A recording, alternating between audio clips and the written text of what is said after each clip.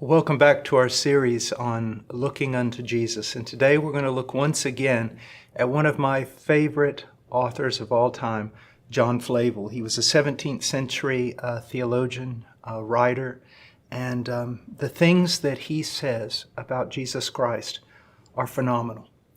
And I'm going to read from the introduction of his volume 1. And he writes this. He's writing with regard to why he is writing these papers, which eventually turn into several volumes, with regard to the person of Christ. He says, "If my pen were both able and at leisure to get glory in paper, it would be but a paper glory when I had gotten it. But if by displaying, which is the design of these papers, the transcendent excellency of Jesus Christ, I may win glory to him from you, to whom I humbly offer them, or from any other into whose hands providence shall cast them, that will be glory indeed, and an occasion of glorifying God to all eternity." Now let's pray. Father, the things that are written in this text, the passion of this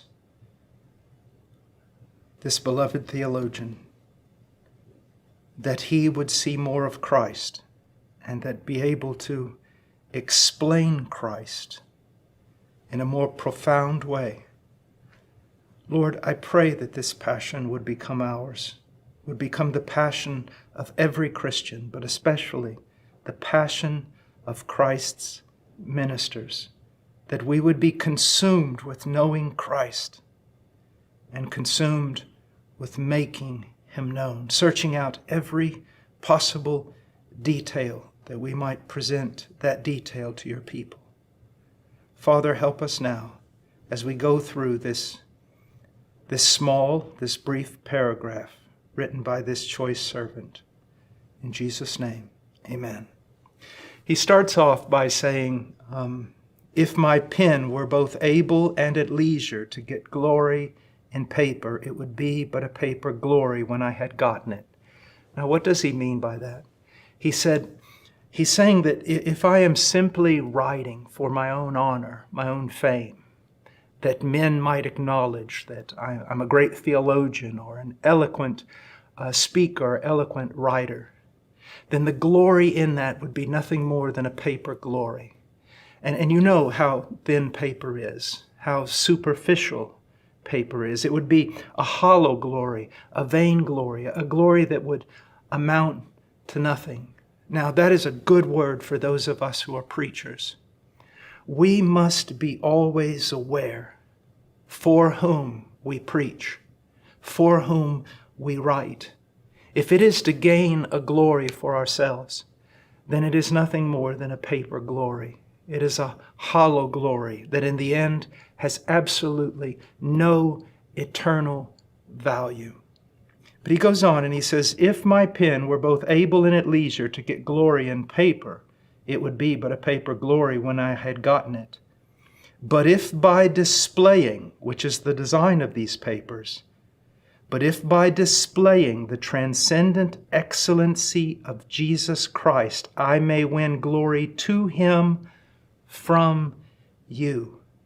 Now, what is the purpose of his writing? And if you read even just the introduction of John Flavel, there are several volumes and they're all a worthy read. But if you were just to read the introduction, you would see immediately that you would see something that cannot be faked. That this man has a passion for knowing Christ and the work of Christ, particularly Christ's work of redemption. He's consumed by it, and his great desire is to make it known to the congregation, to make it known to God's people. He says, to make known, to display. I love that word. In a sense, God, it's a very important word with regard to God. Often we use the word revelation, which is a very, very good word, but the idea that in creation God is displaying, unfolding, making known his glory. And John Flavel says that's his purpose for writing. That's his purpose for preaching. Even That is his purpose for studying, to display the transcendent excellency of Jesus Christ. I love the word excellency. As a matter of fact, I like to get a little Hebrew with it, and I like to put it in plural. You know, when we find many Hebrew words in plural, it's the idea of the greatness of the thing. You know, water may refer to a small body of water, but many waters, or waters in plural, refers to a great body of water. And so when we talk about the excellency of Jesus Christ, we can say the excellencies of Jesus, that they just abound. They're multiform. They're many-faceted. Christ is like a diamond with so many, an infinite number of faces. And every time you turn the diamond, you see a new beauty. That's the way Christ is. And notice that John Flavel says here, the transcendent excellency. You will never, if you have the mind of a John Owen, if you have the mind of an archangel, you will never, even in eternity, be able to comprehend all the excellency, all the glory of Christ. And if you had the voice of an angelic choir, if you had the eloquence of a Spurgeon or an Alexander MacLaren, you would not be able to communicate even what you know regarding the excellencies of Christ. And this is the beauty of preaching. It's also the pain of preaching, the anguish of preaching. How many times have I read Spurgeon where before he preaches on the cross, he gives an apology that he has not comprehended even the smallest part of the glory of this thing. And even what he has comprehended, he cannot make known with voice. And sometimes he'll say, if I had the voice of an archangel, it still wouldn't be enough. And so John Flavel is given to displaying the transcendent excellency of Christ. He says that I may win glory to him from you. Now, what is he saying here? Because it's not just a structure, a sentence structure. There's something really being communicated here that I have seen in many, many ancient writers. To win glory to him. That the purpose of writing, of preaching, of studying is that Christ may gain glory. But listen to what he says. To win glory to him from you. You see, the whole concept is this, that the preacher locks himself away. Not minutes, hours and hours a day, searching out the transcendent excellencies of Christ. That's his job.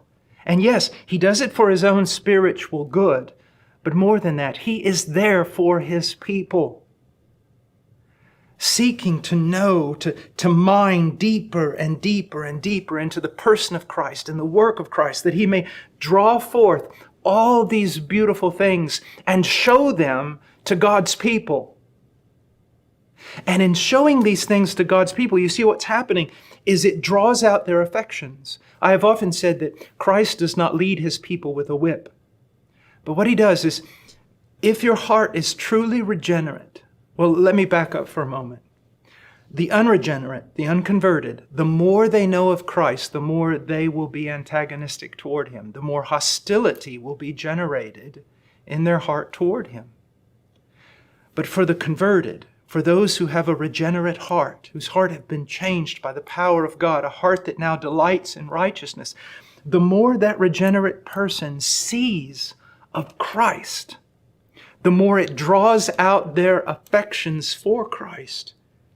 And that affection displays itself in conformity of character, obedience to his will, praise to his name. And you see, that's the task of the preacher, is to go in, to spend long hours, to labor over, to anguish over in study and in prayer.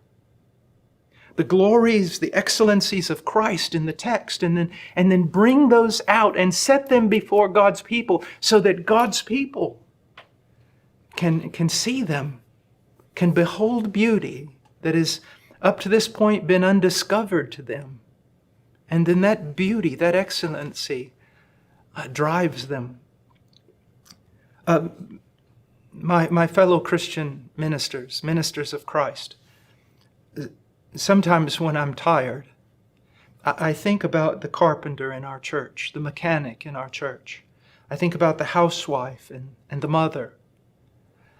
I think about people who, in God's providence, have been called to work in so many areas that require so much time, and that many of them would love to spend more time in the Scriptures, but because of the pressing, the pressures of the day, they're unable to. And yet it is my job. It is my glorious and sometimes difficult task to study, not just for me, but for them.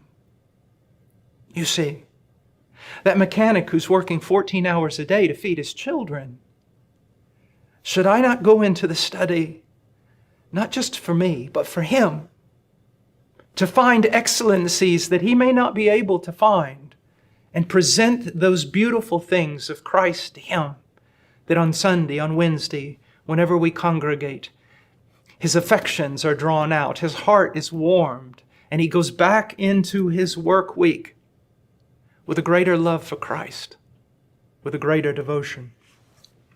He says that I may win glory to him from you, to whom I humbly offer them, or from any other into whose hands providence shall cast them.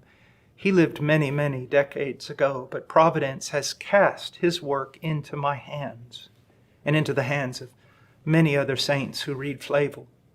But here's what I want you to see, especially you young ministers today. Don't bother yourself with being known. Don't bother yourself with searching for some internet presence or making yourself known so that you're invited to many conferences. Don't get lost in such trivial, pathetic things.